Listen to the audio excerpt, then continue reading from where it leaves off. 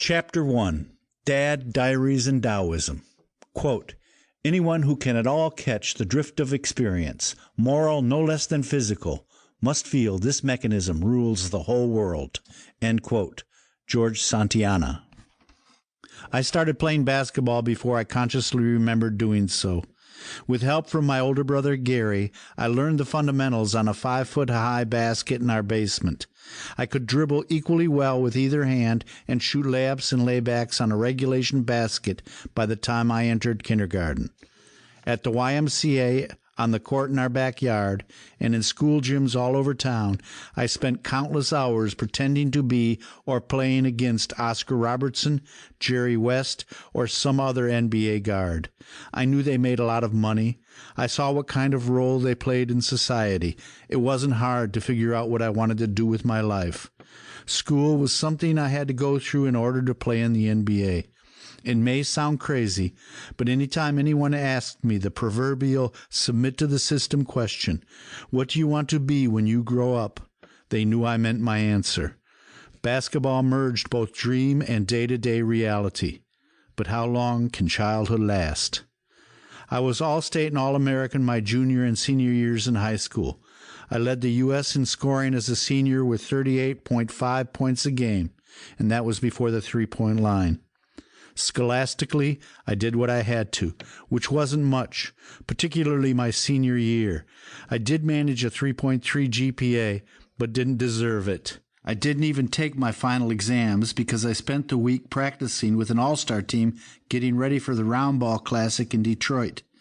I missed over 10% of my classes because of college recruiting trips and went to school at noon on days of home games. A month before graduation, it was brought to the principal's attention that I didn't have enough credits to graduate. I only had 3 courses my spring semester.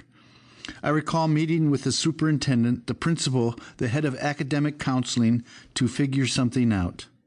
They decided to give me credits under the rubric of the co-op program for helping with youth basketball clinics. Mrs. Livingston and maybe 2 other teachers actually pushed me and tried to get me interested in their courses. I did like literature and history. But everybody else accepted and actually encouraged my full-blown pursuit of a basketball career. This book is about that pursuit. It's also about the evolution of consciousness and culture, my own included, though I'm too nonlinear to be chronological. I met my wife Uli my first year playing hoops in Germany. Well, our kids, Julia, Jeremy, and Annabelle, make sense of everything. I just turned 60 and, still seeking balance, have learned the journey is the destination. It took long enough. I've been working on my 3rd book for 18 years. This isn't it. That book is an academic one. This one is not. The truth is, I'm tired of all the research, references, and citations, and just want to say straight out what I think and feel, including things I've thought and felt. That's what I mean about being nonlinear. Sure, I have this voice speaking at this point in my life, but my story is full of different points and voices and involves 3 paradigms of human thought, which I call Earth Wisdom, the Reason is Virtue paradigm, and ecocentrism, that evolve sequentially. So please be patient with me. My everyday and academic lives are one and the same. Besides, each paradigm reveals unique ways that people as well as civilizations interface with the polarities swayed by nature. Think about it. Everything you'll ever experience happens on a continuum of opposites. What you see, feel, touch, and taste depends on its counterpart. Without light, darkness would be meaningless.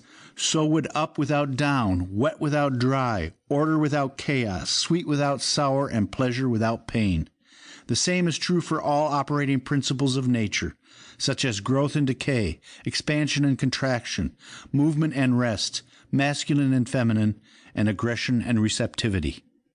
Just as light slips into morning and night fades into darkness, the warm, bright summer reaches a pinnacle and slides into the cold, dark winter, relative, of course, to where you live. Look at all the Eastern and primal cultures that recognize, revere, and try to abide by the balance of nature's polarities. Taoists do their best to follow the yin and yang of nature's way, while Hindus honor the harmony of Purusha and Prakriti, Shiva and Vishnu, and Yama and Yami. Why else do natives worship Father Sky and Mother Earth and speak with the animals they kill? It's because of nature's cycles that they dance in circles, build teepees and medicine wheels in circles. At least that's what Black Elk and thousands of other Indians say.